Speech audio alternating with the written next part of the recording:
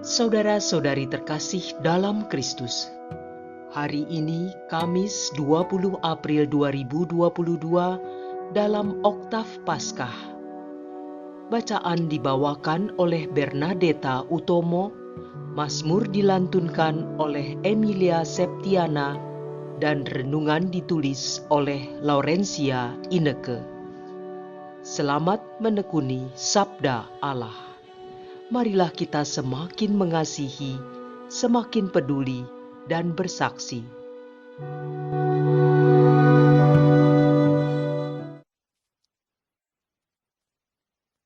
Bacaan dari Kisah Para Rasul, bab 3, ayat 1 sampai dengan 10. Pada suatu hari menjelang waktu sembahyang, yaitu pukul 3 petang, naiklah Petrus dan Yohanes ke bait Allah. Di situ ada seorang laki-laki yang lumpuh sejak lahirnya, sehingga ia harus diusung. Tiap-tiap hari orang itu diletakkan dekat pintu gerbang bait Allah yang bernama Gerbang Indah untuk meminta sedekah kepada orang yang masuk ke dalam bait Allah. Ketika orang itu melihat bahwa Petrus dan Yohanes hendak masuk ke bait Allah, ia meminta sedekah. Mereka menatap dia, dan Petrus berkata, "Lihatlah kepada kami." Lalu orang itu menatap mereka dengan harapan akan mendapat sesuatu dari mereka. Tetapi Petrus berkata, "Emas dan perak tidak ada padaku. Tetapi apa yang kupunyai, kuberikan kepadamu. Demi nama Yesus Kristus, orang Nazaret itu, berjalanlah." Lalu Petrus memegang tangan kanan orang itu dan membantu dia berdiri. Seketika itu juga, kuatlah kaki dan mata kaki orang itu. Ia melonjak berdiri, lalu berjalan kian kemari dan mengikuti Petrus dan Yohanes ke dalam bait Allah. Ia berjalan dan melompat-lompat serta memuji Allah. Ketika seluruh rakyat melihat dia berjalan sambil memuji Allah, mereka mengenal dia sebagai orang yang biasanya duduk meminta sedekah di gerbang indah bait Allah. Maka mereka takjub dan tercengang tentang apa yang telah terjadi padanya. Demikianlah sabda Tuhan.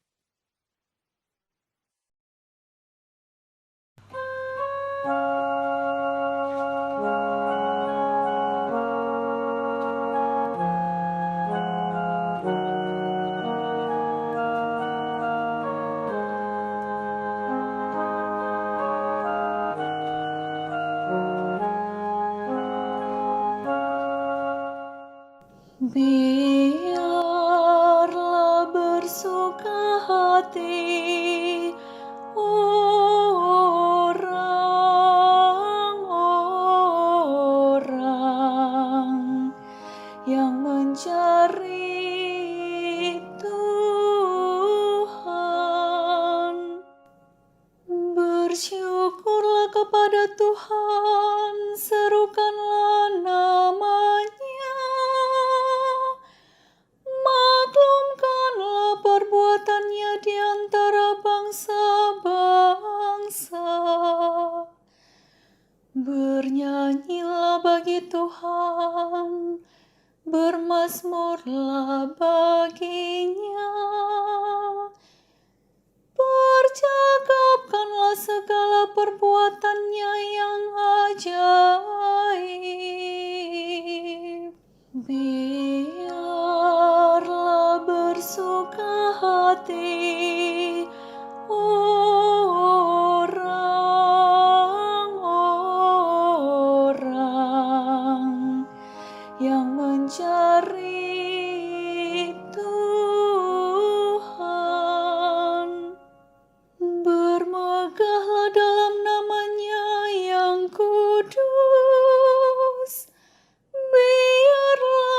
bersuka hati orang-orang yang mencari Tuhan. Carilah Tuhan dan kekuatannya. Carilah selalu wajahnya.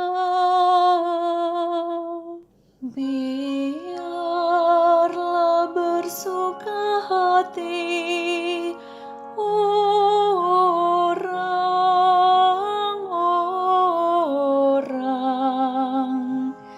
yang mencari Tuhan. Hai anak cucu Abraham, hamba-Nya. Hai anak Yakub, pilihannya. Dialah Tuhan Allah kita. Ketetapannya berlaku di seluruh bumi. Biarlah bersuka hati orang-orang yang mencari Tuhan. Selama-lamanya Ia ingat akan perjanjian-Nya, akan firman yang diperintahkan-Nya kepada 1000 angkatan, akan perjanjian yang diikat-Nya dengan Abraham,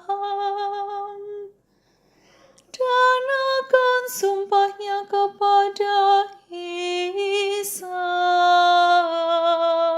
Biarlah bersuka hati orang-orang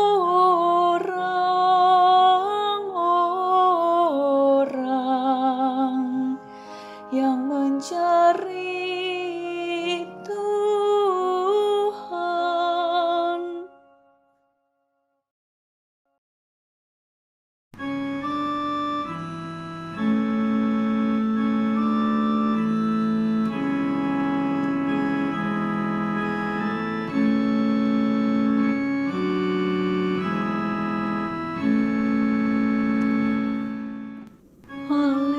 Haleluya,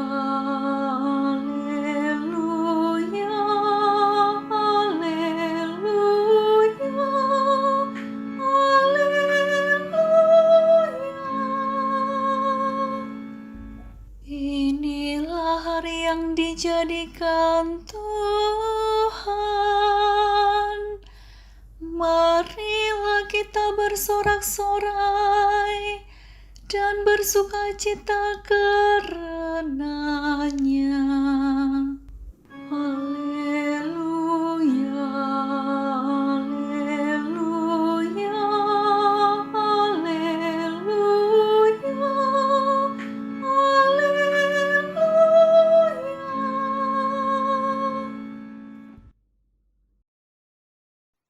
Inilah Injil suci menurut Lukas, bab 24, ayat 13 sampai dengan 35.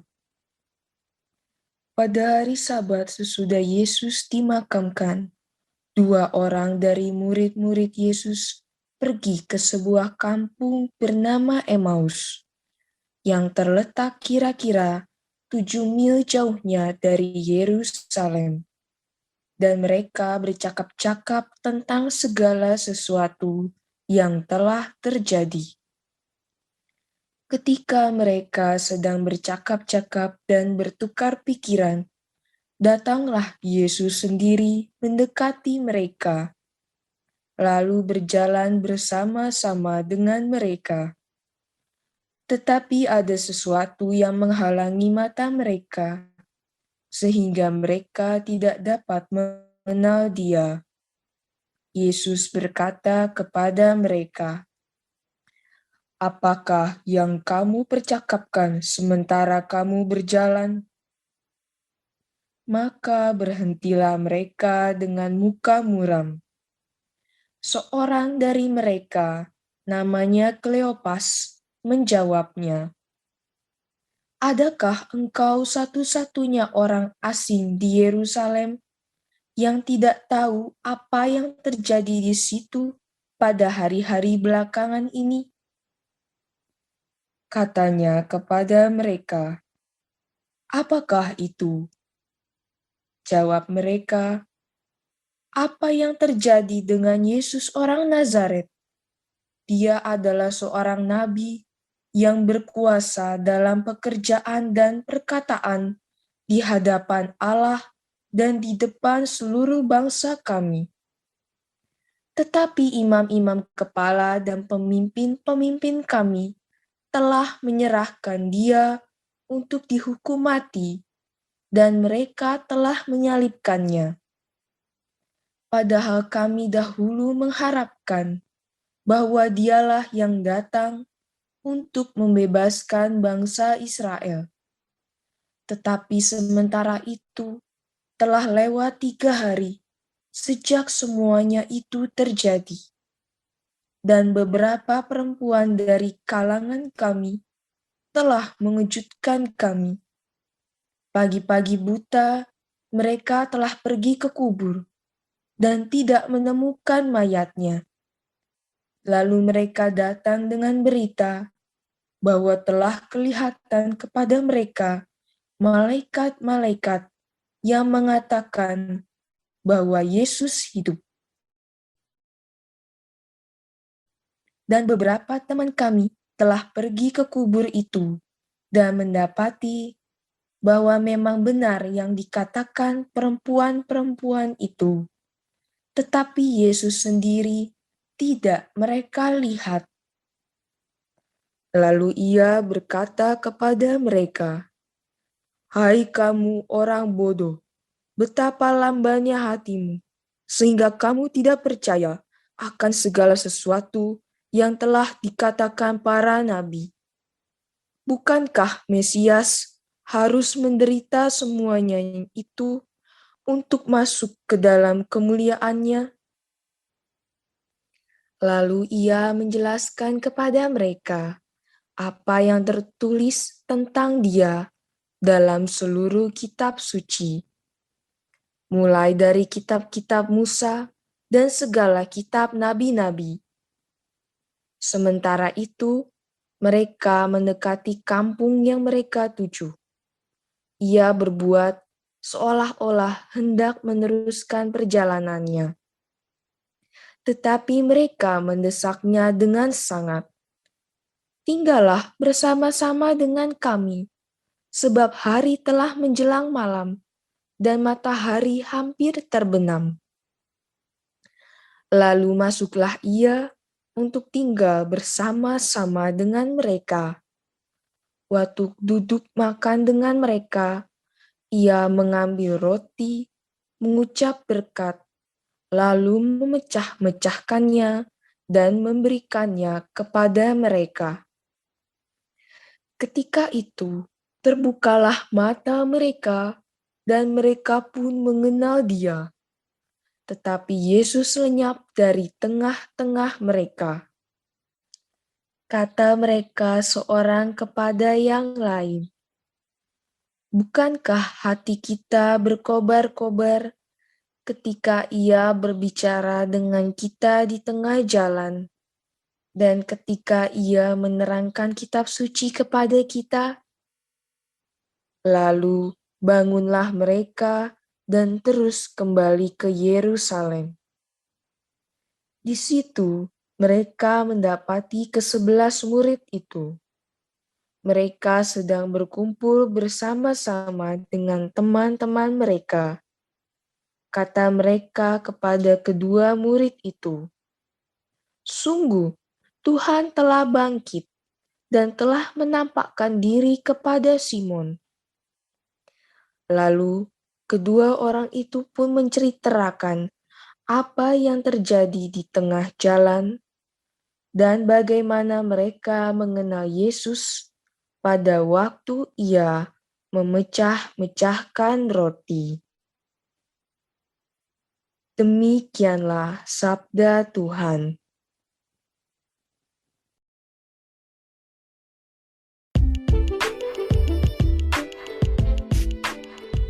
Sudahkah menggunakan kacamata iman? Renungan dibawakan oleh Laurencia Ineke.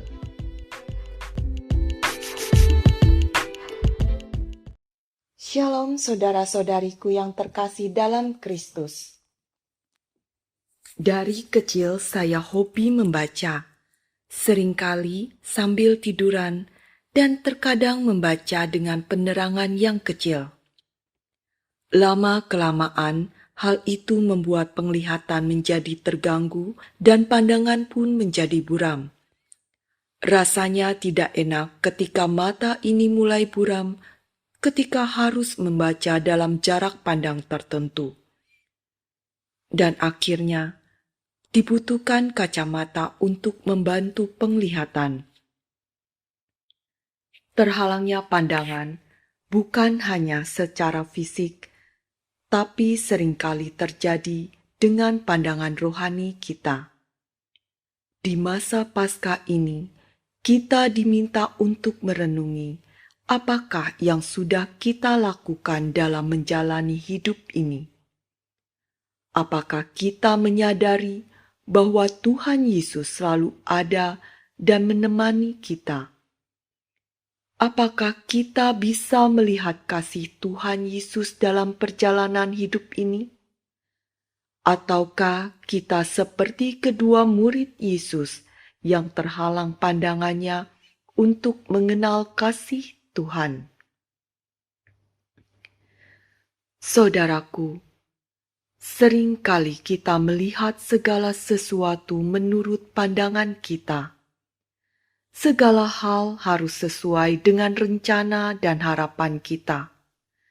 Jika tidak sesuai dengan rencana dan harapan itu, kita akan merasa bahwa hidup kita menjadi berantakan.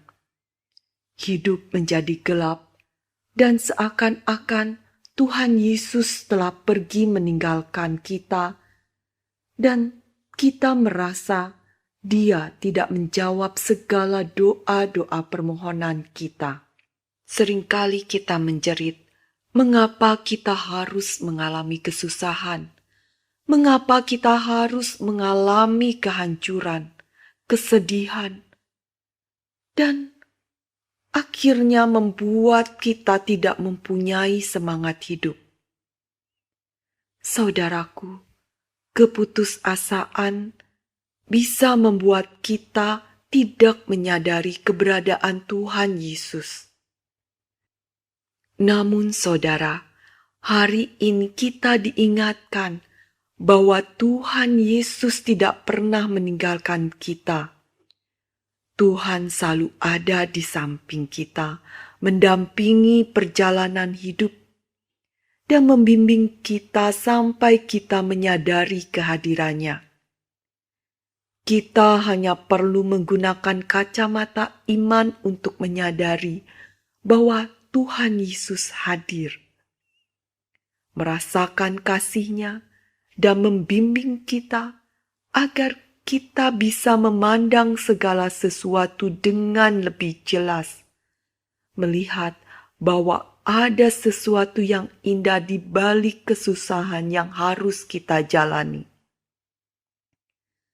Terkadang kesusahan yang harus kita jalani adalah akibat dari kesalahan yang pernah kita perbuat. Tuhan menginginkan kita untuk memperbaiki kesalahan itu. Dan Tuhan Yesus menemani kita. Dan ketika kita bisa melihat kehadiran Tuhan Yesus, kita kembali bersemangat dalam menjalani hidup dan bisa tersenyum kembali. Untuk itu, saudaraku, jangan lupa menggunakan kacamata iman untuk selalu menyadari kehadiran Tuhan Yesus.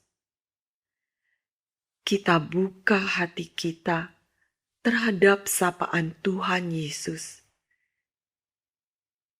Jangan lupa, Tuhan kerap menyapa kita lewat firman-Nya. Tuhan mengajak kita berbincang-bincang dengan berdoa dan membaca kitab suci yang akan menuntun hidup dan membuat segala beban dan masalah kita menjadi terangkat. Ketika kita mampu menyadari kehadiran Tuhan Yesus, kita dapat merasakan kasih-Nya dan mampu menyebarkan kasih Tuhan dalam menjalani hidup ini. Seperti halnya kedua murid Yesus, dan kita bisa membuat kasih Tuhan mengalir lewat tangan kita. Marilah kita berdoa. Tuhan, terima kasih atas firman yang Kau berikan pada kami hari ini. Semoga kami mampu selalu menyadari kehadiran-Mu dalam perjalanan hidup kami. Dan kami kembali bersemangat walaupun menghadapi tekanan. Dan kami mampu menyebarkan warta kasih-Mu dalam perjalanan hidup kami. Semua ini kami panjatkan hanya di dalam nama Tuhan Yesus Kristus, Sang Juru Selamat kami. Amin.